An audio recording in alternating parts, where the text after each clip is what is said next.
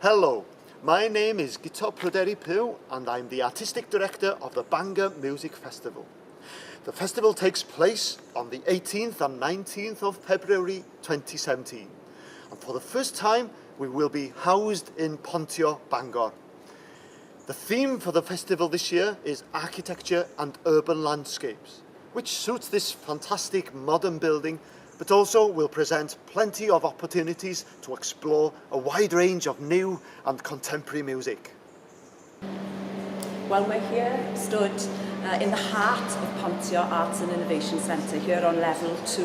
And you see behind me this beautiful building, fantastic architecture, brand new build designed by Lansio, world-renowned architect. And we look forward to working with Gŵyl Gerdd Bangor to animate the building in sound and to learn too from that experience, from this experimental journey together.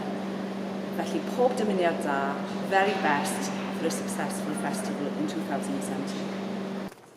We have an ambitious programme this year with much more activities taking place within one day than ever before, with the aim of presenting the public with a broad range of contemporary music within shorter events and concerts. In fact, we have something for all. That includes acousmatic music, the Fidelia Trio, the Bangor Session Orchestra and the Bangor New Music Ensemble, together with an opportunity to explore music through Lego and the Minecraft software. The festival takes pride in our emphasis on commissioning new music, and this year is no exception. We look forward to hearing new pieces by Roger Marsh, Sarah Leanne Lewis and Gareth Olubumni Hughes, together with many student composers from the School of Music, Bangor University. Let's hear from the featured artists and composers that will be associated with the Bangor Music Festival 2017.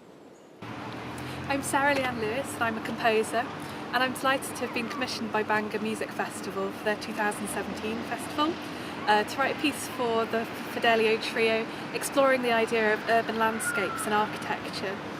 Alongside this, I'll be leading an educational project in local schools, creating a new piece to be performed in the same concert with the school children. Mae nhw'n llwyd ydw i a mi fyddai'n perfformio yn Gŵyl Gerdd Bangor yn 2017 yn Pontio yn Gorad, yn yr caffi yn Gorad.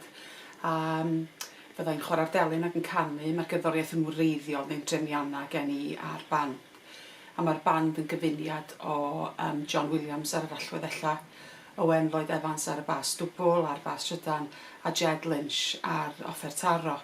Da ni'n gwneud cyfuniad o gerddoriaeth, efallai sydd dipyn bach yn wahanol yn y Gymraeg, achos bod o yn pontio yn rhyfedd iawn, gwahanol ar ddulliau gerddoriaeth o Gwerin, dipyn bach yn gyfyng o hint o jazz, efallai yn ddim yn fawr iawn, bach yn funky, just dipyn bach yn wahanol i falla be mae bobl wedi arfer glywed.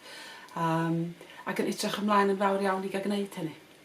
Hi, I'm Zach Redding. I'm a viola player and I play in the Bangor New Music Ensemble. In 2017 we're going to be performing in the new Pontio building for the first time, which is very exciting. We're going to be displaying lots of new music by Bangor students, including myself. I'm a composer as well, and I'm also a conductor, so it's a good platform for any of those sorts of things for us to do. The ensemble in 2017 is very vast. There's lots of opportunities for lots of different compositional styles, lots of different compositional ensembles, and we're looking forward to making the most of the new building and presenting lots of new music. Helo, symai Owen Llwyd ydw i, a dwi'n gyfrifol am gyda'r Sesiwn Bangor, sydd yn gasgliad o fyfyrwyr yma yn yr ysgol cerddoriaeth sydd i gyd yn cydweithio o dan amgylchiadau recordio ar gyfer ffilm a'r cyfryngau.